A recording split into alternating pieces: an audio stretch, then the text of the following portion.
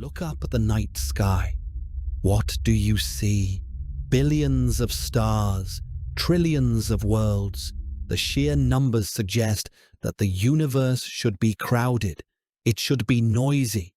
We should hear radio signals, see Dyson spheres blocking the light of stars, or witness the engines of galactic empires crisscrossing the void.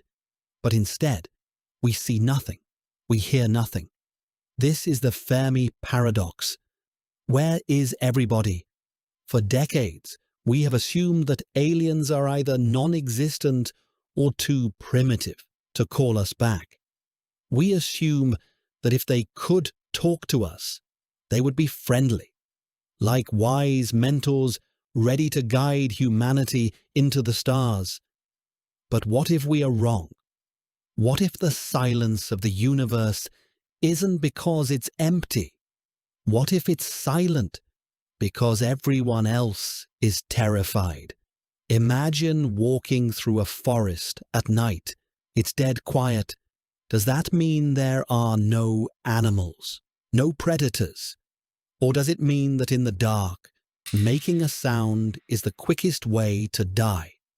Today, we are exploring the darkest explanation for the silence, the dark forest theory. And be warned, once you understand it, you will never look at the stars the same way again. To understand why the galaxy is hiding, we must look at it through the lens of cosmic sociology. This concept, popularized by the author Liu Cixin, relies on two simple, undeniable axioms. Axiom 1. Survival is the primary need of any civilization.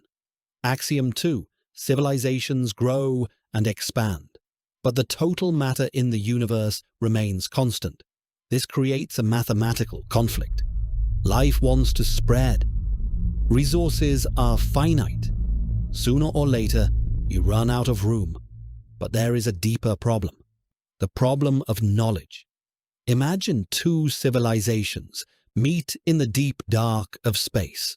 Let's call them Civilization A and Civilization B. Civilization A detects Civilization B. They don't know if B is friendly or hostile. Even if B says they are friendly, I cannot trust them. Why? Because in the vast distances of space, messages take years or centuries to travel. You cannot have a conversation. You can only guess. This is the chain of suspicion. You don't know if they want to kill you. They don't know if you want to kill them. And worse, they might strike first, just to be safe. In this environment, trust is impossible. The only logical move, the only way to guarantee your own survival, is to destroy the other civilization before they destroy you. It's not personal. It's not evil. It is simply mathematics. And this leads us to the terrifying metaphor of the dark forest. The universe is a dark forest. Every civilization is an armed hunter stalking through the trees like a ghost. He pushes aside branches that block his path, trying to make no sound. He even holds his breath. He must be careful, because everywhere in the forest are stealthy hunters like him. If he finds another life, another hunter, an angel or a demon, a delicate infant or a tottering old man, a fairy or a demigod, there is only one thing he can do: open fire and eliminate them. In this forest, hell is other people, an eternal threat that any life that exposes its own existence will be swiftly wiped out. This implies a chilling reality. The advanced civilizations, the ones that survived millions of years, are not the benevolent explorers from Star Trek. They are the silent assassins, the ones who learned to keep their mouths shut. They hide in the background, radiation, camouflaged, listening, waiting for someone foolish enough to light a fire. And that brings us to humanity. If the universe is a dark forest full of silent hunters, then Earth is a foolish child sitting by a massive bonfire, screaming at the top of its lungs. I am here. Please come find me. For over 100 years, we have been leaking radio waves into space. We have sent maps to our solar system on the Voyager probes. We have actively beamed high-power messages to star clusters, inviting anyone listening to come visit. We call this METI, Messaging Extraterrestrial Intelligence. But under the dark forest theory, this is suicide. We assume that any civilization advanced enough to travel the stars must be morally superior. We assume they have outgrown war, but evolution on Earth teaches us a different lesson.